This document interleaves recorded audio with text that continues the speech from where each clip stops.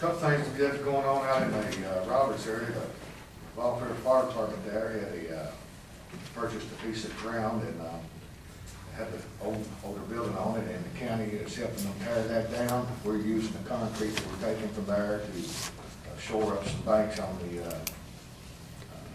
river, using it as a field and riprap for that. And then after they got the building down, the county has taken them some rock out there, a couple loads of rock to help fill in, and they can use it for a parking place for their equipment until they, at the time when they can afford to build off of the station. Mr. Rowland, you have anything for the court today?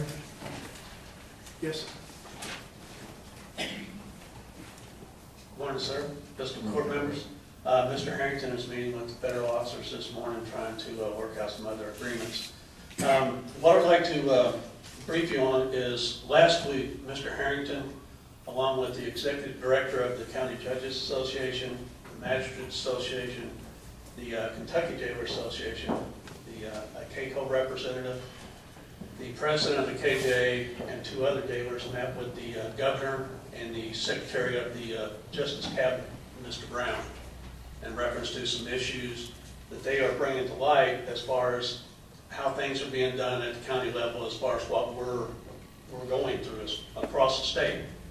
And the bottom line is, county general funds across the state will transfer over $150 million this year for jail costs because of things that have been going on as far as early release programs and other things.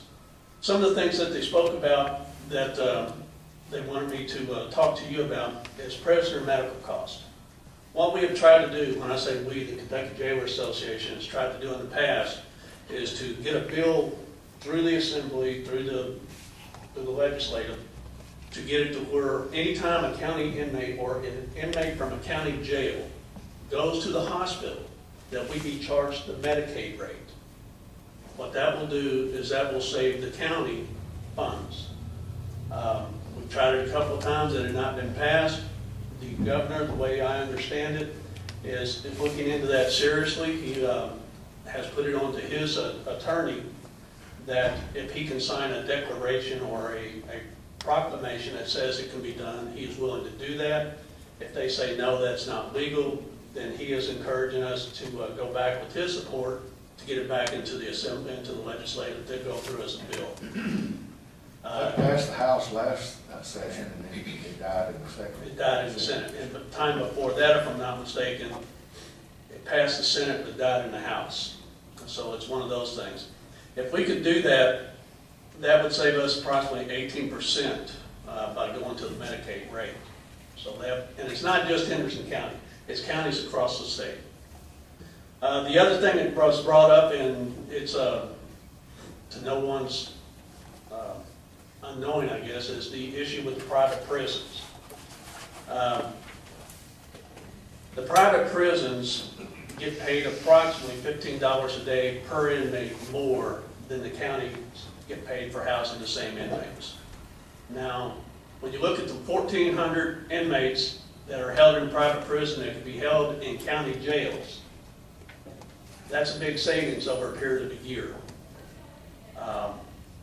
The other thing that goes into that is when we have to send a state inmate to the hospital, we pay for that until it gets brought back down through here. We have a $750,000 contract through Southern Health Partners for our medical costs.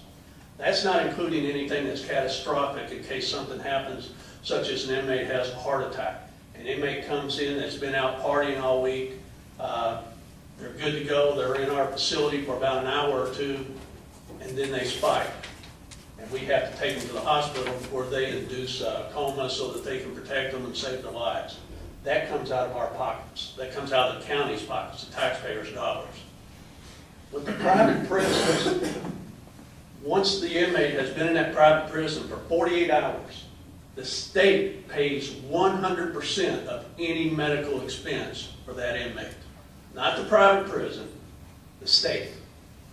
So if they get an inmate that's I'm just going to say HIV positive, the state picks that up, not the private prison.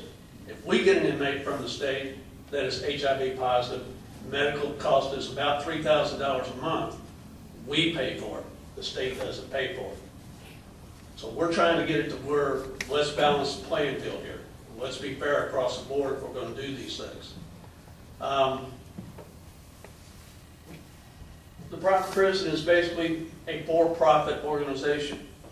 Everybody thinks that we here in Henderson County, and I'm saying this from my side of the house, is that we're trying to make a profit off of other people's misery. No, we are not trying to make a profit. We are trying to balance our budget at the end of every year. Mr. Harrington and I sit down all the time talking about our budget so that we don't cost the county taxpayers any more dollars. That's what we're trying to work through. And if we do what we have to, then we'll do that and we'll keep taking care of the county. One of the other things that they're starting out of this private prison talk is a pilot program to where they are taking 50 inmates from the prisons and sending them out to 5 county jails. Now, what they are doing is these inmates were sentenced anywhere from 5 to 20 years. They are under 5 years left on their sentence. They can be housed within a county facility. They're sent them out to 5 different jails: Henderson County, Davis County, Marion County, Shelby County, and Hopkins County, to see if we can handle them. Well, they did it on short notice.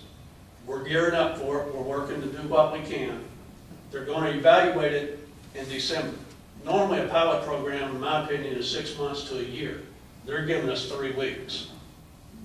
So we're going to do what we can. We're going to be able to handle them, and we'll go from there. The 19 that we've got will bring in right now an additional increase in revenue of approximately $18,500 a month for the county. A lot of times they say the inmates or the county jails aren't designed to house these inmates that receive these sentences. And that's where I spoke with Mr. Harrington, and I said, well, I beg to differ, because for the 2 to 3 years that they said as a county inmate waiting to be sentenced, they were in that county jail. So again, I go down that. The other thing that they talked about was the Pew Center study. And this is where the state of Kentucky has is having a correctional spending on strategies to maintain public safety. What we're hoping is that this Pew study does not go in and necessarily change the penal code or anything, to where it will make it easier to make everything more misdemeanor as opposed to felony oriented. Because by doing something like that, what that's going to translate into is basically shifting the savings. Shifting the savings to the state, but increasing the cost on the county. Mr. Harrington, my intent is to take care of the county. That's what we want. That's why we're fighting for what we are, to get state inmates in, to get federal inmates in, to take care of this fine county. Any questions, please? How's our numbers today? Today our numbers are okay. We still have approximately 24 open beds. But we're down on county. I think we're at 109 on county. But the time of the year that's coming up, this is where we will start spiking in county. Over the last 2 winter seasons, we spiked anywhere from 100 to 150 within a matter of weeks. And that's because of the things that go on during this time of the year. 20 beds is a whole lot better than we were at 60 and even 70 beds empty at one time. Yes, sir. And I think that the court, this community, would be proud of what Mr. Harrington took to the table last week in Frankfurt. He testified. That meeting with the governor was supposed to have lasted an hour, and it lasted 2 hours and 50 minutes. Exactly. We finally got a chance and an opportunity to explain, over the period of years, counties was not asked, they were mandated to do the things that we've done here in our community. And every time we have a different administration come in or a different legislative session, it seems like that the counties are losing. The for-profit prisons are gaining. When they tell us they can't afford to pay us, then they increase them. So CACO, Master Association, Judge Association, Jailers Association, everybody went in together, worked together on this issue. And I think our jailer deserves a lot of credit, because he put numbers together this time that nobody could ignore. Right. The jails across the state have had over the past 2 years, 4 bed allotment cuts, while at the same time, they have increased the private prison 10% in their cost. It sounds like Colonel Roland, that pilot project that they're doing with the B and C felons, it sounds like Yes, they're trying to set you up for failure there, because with this 3 weeks and they're sending you their baddest apples, that then they're gonna try to say that oh, well, then county jails can't handle it. But I know you all can handle it. I've been out there. I know you all handle them before they get sentenced. The issue that we have, and that what we're seeing and what we're trying to work through, is these inmates are used to spending anywhere from 2 to 4 hours a day in outside recreation yards.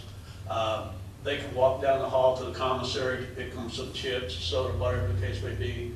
They can go back to their cell where they have their own TV, their own stereo. It's basically a more relaxed environment, even though it is the prison. Then they come to us, and they're locked down. They're in their cell. They go out the way that we normally treat our other inmates. We can't treat them any different. But we are working to try to get the different programs that the prisons have that we are not required to provide. So those are things that we're scrambling on right now to set up to ensure that if we can keep this process going, if we can keep this program moving, that we will in the very near future have the things that the prisons do as far as counselors, caseworkers, and things to that effect. I know y'all can do it. At one point during the conversation, I think Mr. Brown, Commissioner Brown, was saying how good that private prisons were doing and what all they done. And at that particular point, our jailer asked him, said, well, sir, who do you think housed them before your private prisons got them? And the answer is pretty easy, and it's a county. Yes, sir. So they were taking the numbers, filling those beds, and in turn causing the county's numbers to go the opposite way. And like I said, I had to commend Jailer Harrington for the work he's done, and I know you helped him, because they even requested through open meetings records numbers that was being paid out by the state to the private prisons. So a lot of hard work's going on, and I think it's going to come out good for the county. At least it's looking that way now. So we appreciate what y'all doing. Okay. Sheriff, you got anything from Good County? Have the planning commission here, Miss Peggy Woods and Kathy Farrell, and I think they've got some good news for you today. Sounds like good news to me. I have a couple of checks to present to this report this morning. I have a check from the planning commission's, these are excess funds from the 2009-2010 audit, and the amount of $29,115. At the end of, when our audit is complete, we normally refund those excesses to the city and the county. I have a check from the GIS budget, which is $91,903.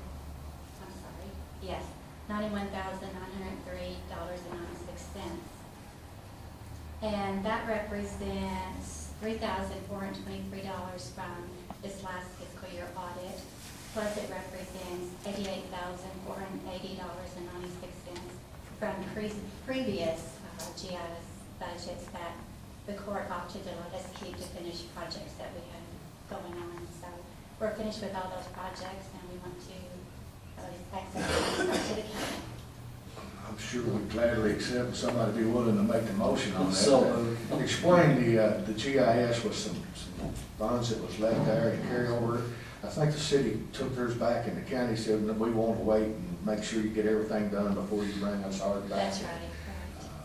GIS has done some wonderful things for the community, and we appreciate you all, what you're doing, and thank you for kind of bringing the money back. All right, and that is a total of $121,018.96.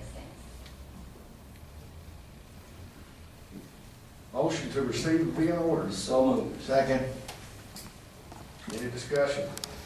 Madam Clerk, would you call the roll, please? Magistrate Alexander.